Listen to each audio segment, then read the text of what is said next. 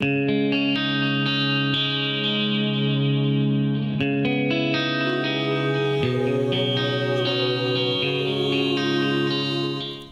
hello, this is Linda Carbonneau from Walking Through Life and Life School 101. And Mary Adams is my co-host, and she was supposed to be here with us today, but she's not feeling well. But that's okay. We'll give her good wishes and see her on Life School soon. So my guest today is Eileen. I can't say your last name. I'm sorry. It's McKusick. It rhymes with music. Oh. Hey, that's a good one. Anyway, I want to talk a little bit about what you do. You're an inventor, a practitioner, a writer. You've just gone beyond what a lot of people will seek in their lives, and it's just awesome because your story is a little bit similar to mine, with the bulimia stuff and stuff like that. But I really want to get into what you do. And I know you go around and you teach this. So can we talk a little bit about the teaching part of you and what you do there? Sure. Well, back in 1996, I started using a set of tuning forks in my massage therapy practice. And long story short, I never put them down. In fact, I stopped doing massage after just a few months and really switched to the tuning forks. I found them fascinating. I found that they produced really neat outcomes for people, even though I didn't know what I was doing with them. I was really just experimenting. And as the years went on, I developed a protocol. I refined that protocol. I made a lot of discoveries. I discovered that the forks could be used to treat all kinds of things that people suffer from.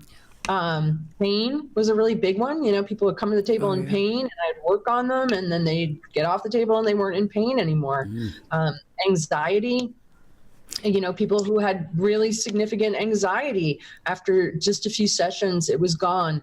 And I realized that I was onto something that was pretty powerful and pretty interesting. But there was this kind of significant image problem with it. And that was that I was waving tuning forks around people's energy fields.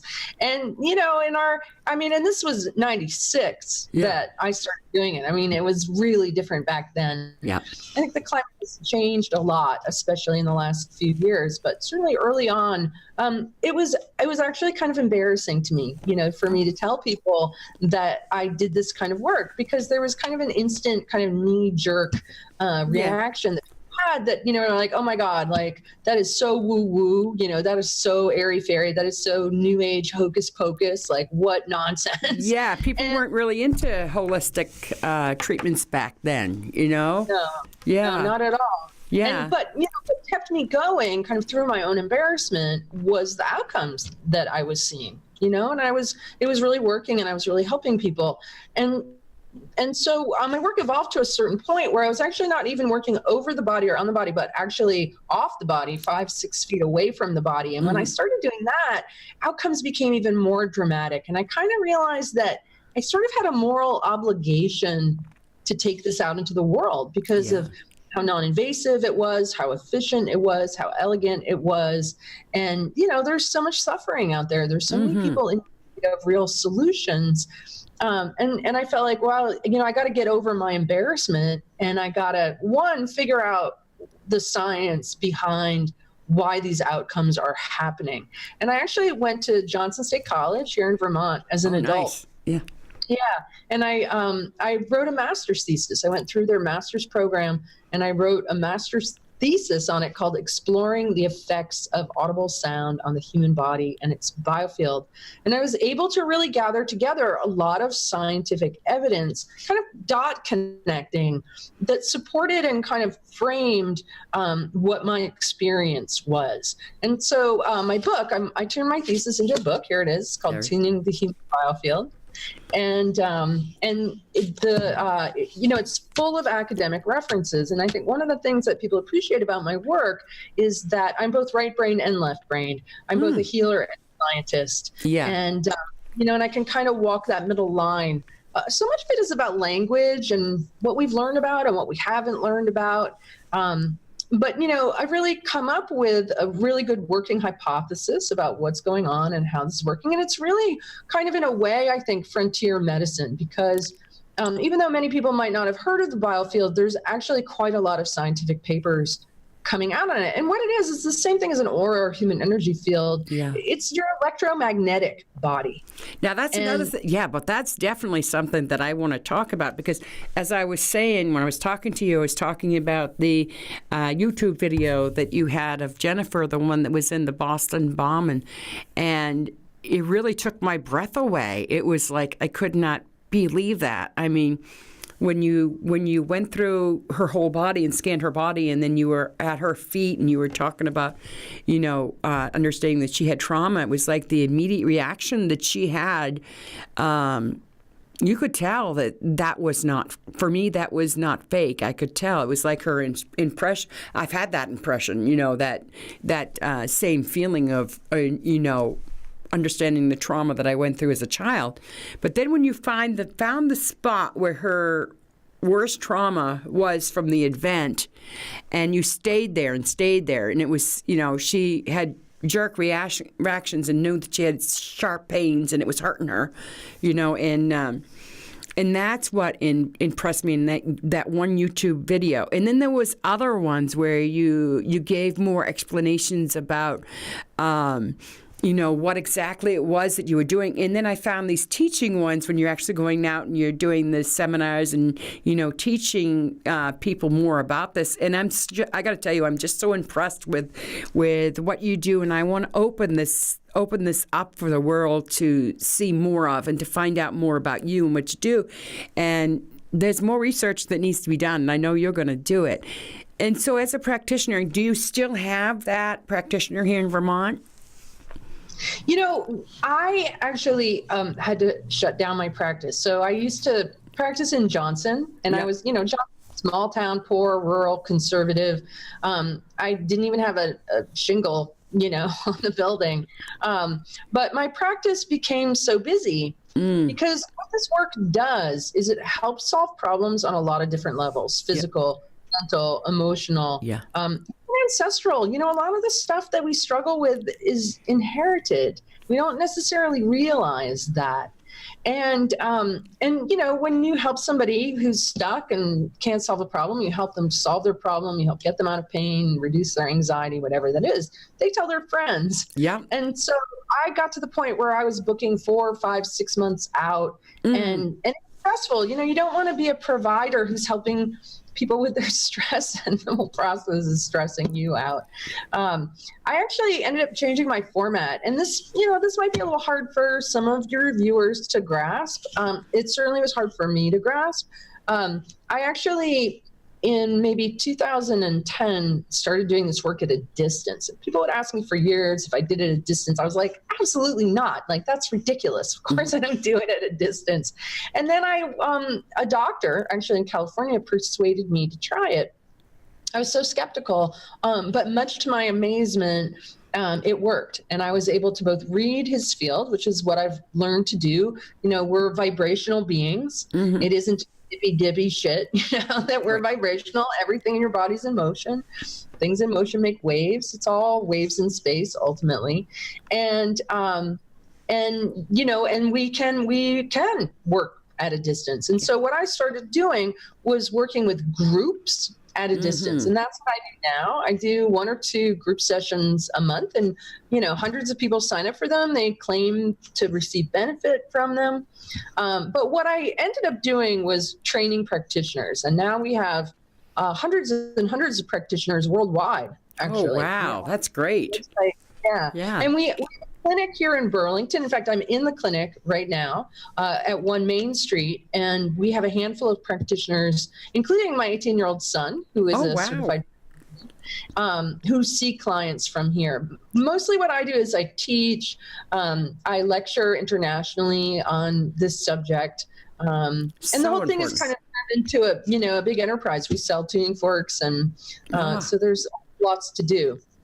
I am so glad that you're taking all of this national-wide and worldwide and all of that, because I think any way that what you're doing is so beneficial to people, and you as a researcher, a teacher, and a writer in all of this, you're educating us to figure out how we can not only help others, but I'm sure that this is something we can use on ourselves, which is tools. So many, and I'm always grateful for tools, any kind of tools that I can use to help me through. And I know you talked a lot about energy and bringing up your energy and things like that, because with a mental illness, sometimes your energy goes down and sometimes it goes up. You know what I mean? So it's kind of like trying to even it all out all the time, and it's really hard, with a mental illness to stay consistent up here, or, to at least bring your level when you're down up, So I like to explain it that way. We work on what I call cultivating neutrality, which is, we don't try to be happy or try to be positive. Yeah. We just try to learn to bring ourselves into a neutral state. Mm-hmm. And, it's a lot easier to get to neutral from low than it is to get to happy or positive, just coming to that kind of baseline and learning to return to that place over and over again of just like, I'm just here, and I'm not lifted and I'm not depressed, but I'm just kind of hanging out. Yeah.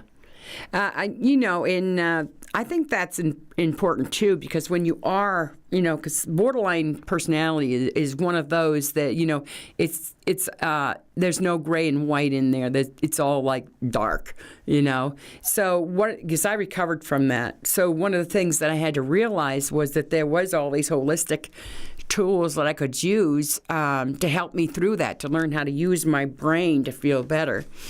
And so what I'm thinking is what you do would be very beneficial for people like myself or other people that suffer from severe mental illness, or maybe just depression, really bad depression and something, Yeah. It would be, We look at it in a very different way.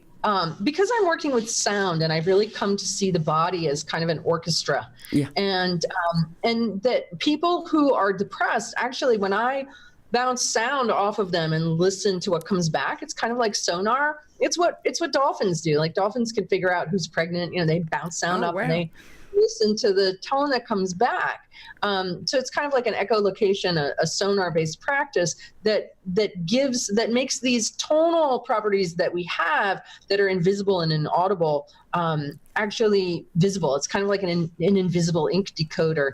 And what I've found is that people who suffer from depression have very low tones, like an undertone, a kind of makes me think of Eeyore from Winnie the Pooh. No. Oh, yeah. And Eeyore's like, right. Yep. Emitting that tone, right? Yeah.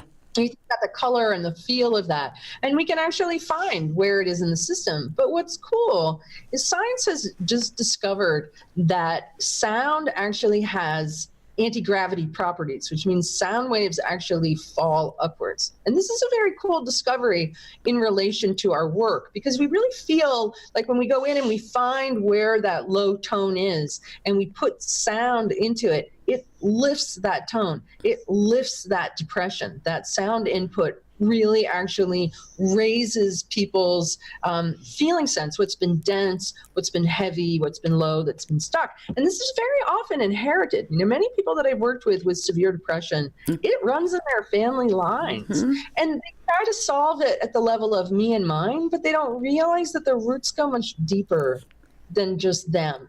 And I think that that's always kind of a relief for people to discover. They're like, oh, the roots of this are before I was born. And that's part of why it can be so hard to solve. So with the sound, what we do is we help to just lift those heavy tones, lift those low pressure systems in the body. And then anything that's running too high and too fast, if there's like a manic quality with that, we can actually help to kind of bring that down and balance it. And then what we do is we strengthen the midtones of the system.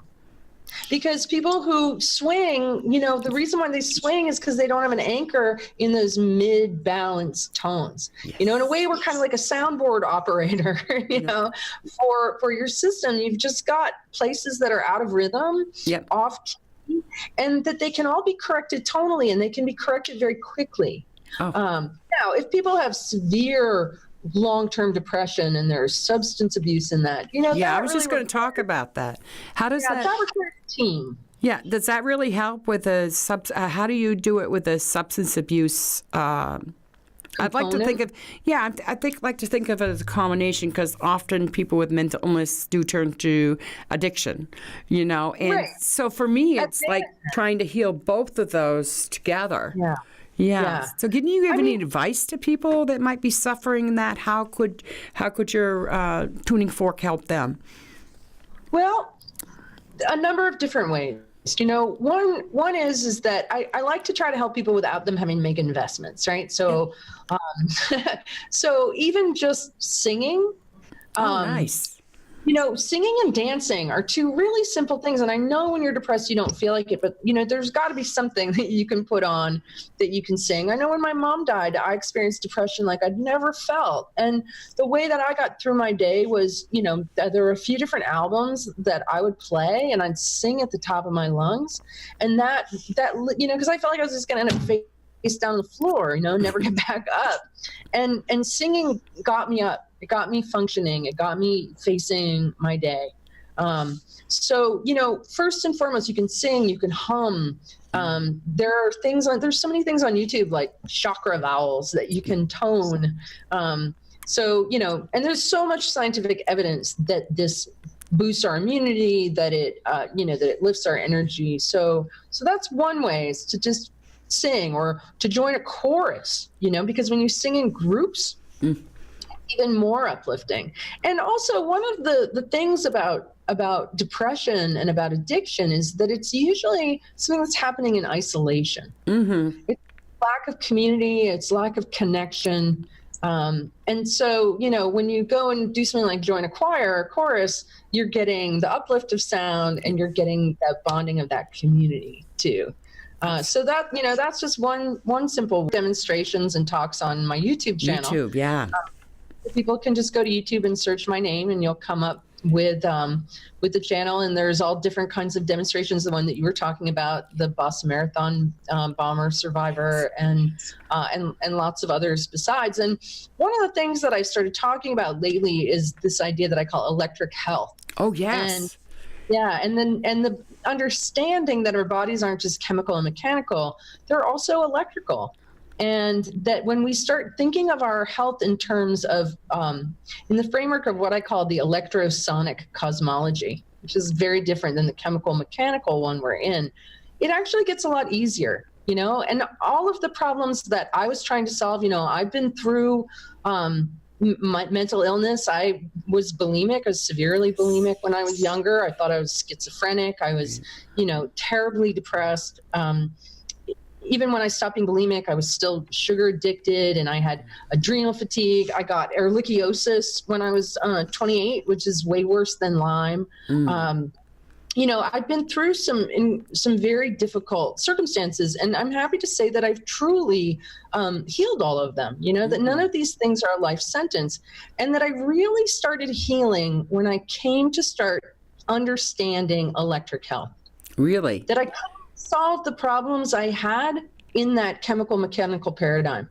Right. And it wasn't until I started thinking about my body as a battery, I started thinking about the currency of mental and emotional energy, and how we misspend that energy and we wear ourselves out through perseveration, through emotional fussing, through just being imbalanced.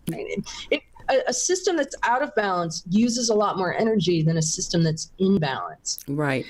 And it's our electrical system that we need to think about, not our chemical balance. It's our electricity. It's our electromagnetism. That's the biofield, is the electromagnetic body. And when we start looking at ourselves in that context and working with that context, problems are much, much easier to solve. Absolutely. It can happen quickly. Yeah, well, see, with me, it took me many, many years to overcome so much of my mental illness and addiction issues. It took me years, but when I got there, it was like the whole new world for me, because I worked really, really hard to get there. I did a lot of researching, and I did a lot of self stuff, taking care of myself, finding things that I liked, and, drawing and writing, just doing things for me. And then I had the desire to share it, kind of like you do, to share it with people, because there's so many people out there that suffer, and this is why tools like you have and like I have and like Mary has and all that is so important in our lives, and we can learn so much from each other, and I'm really excited about that. Yeah, it's so important, and I really like that you're sharing that, and that you're training people for all of this, because I'm sure it makes them very excited when they can learn more about this and be able to teach it. That is quite the gift, I gotta say, for you to be able to share that with other people, to be able to teach that and become practitioners. So I just want to put a plug in for that, and also I wanted to talk. Before we end all this, I wanted to talk a little bit about your YouTube channel and the things that you have on that channel, the things that you share. Is quite interesting, because it's almost like teaching, because your conferences are on there and things like that, and the examples that you have, the being able to show people what it is you're doing, because that is necessary so people can see what it's like, and watching a few of those, it was just like my mind exploded. Oh my gosh, I want to do that, so yeah. And I know we're getting towards the end now, so this is what I like to do at the end of Walking Through Life and Life School. I always want to give the guest an opportunity to give a message to the audience, to somebody out there that may be going through a hard time and could benefit from your services. So I wanted to make sure that you had a time for you to be able to do that. Nice, thank you. Well, I there's so many different ways that we can help, whether it's with a session, tools. My online audio sessions are pretty inexpensive, and there's a free one. If you just go sign up for my newsletter at biofieldtuning.com, you get a free 30-minute audio to help raise your energy level. No matter how much pressure you're under, if you raise your battery, if you raise your energy, it won't feel as heavy. And that's, to me, the key is think of your body like a battery. Where's your battery meter at on a scale of 1 to 100? And start thinking about how much energy you have at the beginning of every day and how you're spending it. Are you feeding drama? Because that's what a lot of us do. Drama's a habit. Are you feeding an old story of victimhood? Mm-hmm. They're often just stories. They're patterns since childhood. We can change. We really can change. You can get past the story and you can truly heal, and you can get to a place where you're showing up in a state of equanimity and peaceableness and joy and humor and patience and kindness. Like, it's possible. I've been the exact opposite end of the spectrum there and made it through to here. And the way that I did it was with sound and understanding electricity. So, just thinking about getting your battery up, sign up for that free session. It's a start. It can help, and sing, because you can do that for free at home. That's great. I love that message. Really, I do. And I was talking to you beforehand, and I know you're writing a second book, but you had said maybe we could give away your first book to one of the audience members that are watching right now, and I would love you to be able to maybe just explain a little bit about the book and what they're going to be getting from that. Sure. So the book is like I said, it's based on a master's thesis, so it does have science, but I made the science really digestible. So the book is really easy to read. It's got some stuff in it that you probably haven't heard about, but I put it out there in a way that's pretty easy to grasp and to digest. It talks about, the nature of sound, the nature of the biofield, research that's been done so far, people, sound isn't new, and even the idea of electric health isn't new. In the 1800s, they were all about electric health and treating the electric nature of the body. It's just been kind of suppressed because drugs are more profitable. It's what we're talking about isn't any different than what Chinese, Qigong masters have been saying for thousands of years, or the Vedic. Nothing I'm really saying is new. I'm just framing it in a context that fits in our culture, in our time, using language from a more scientific framework.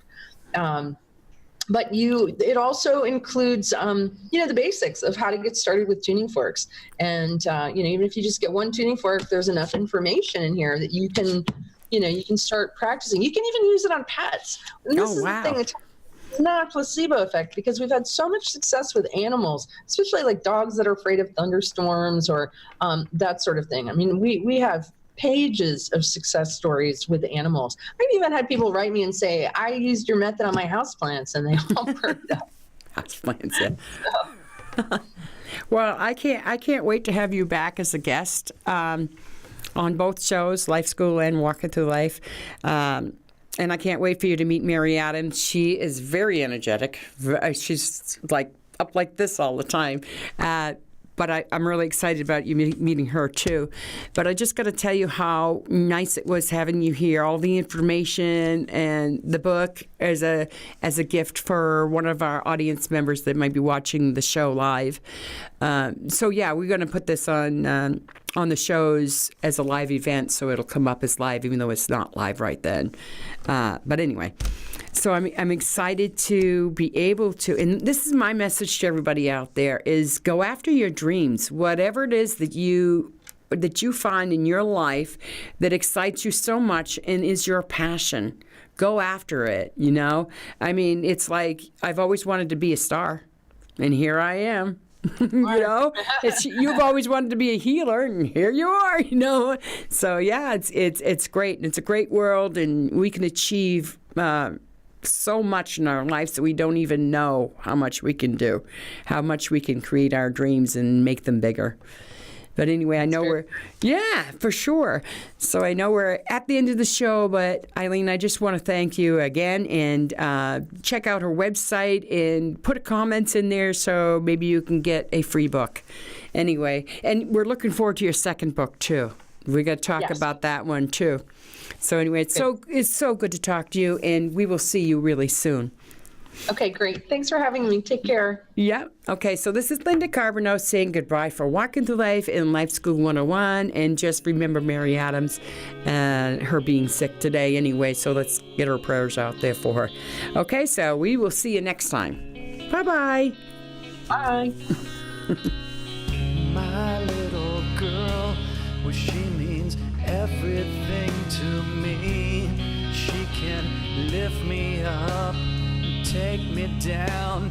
She can see inside of me, and I'm all rolled up inside her little arms tonight.